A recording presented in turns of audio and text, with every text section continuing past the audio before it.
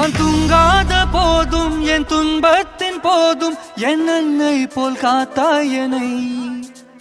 பொன்வானெங்கும் நீயே விண்மீனாகின்றாயே நான் அண்ணாந்து பார்ப்பேருனை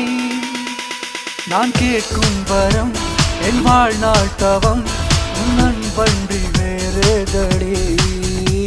ஓ பாராமுகம் நீ காட்டும் கணம் நான் கூறாமல் சாவேனடி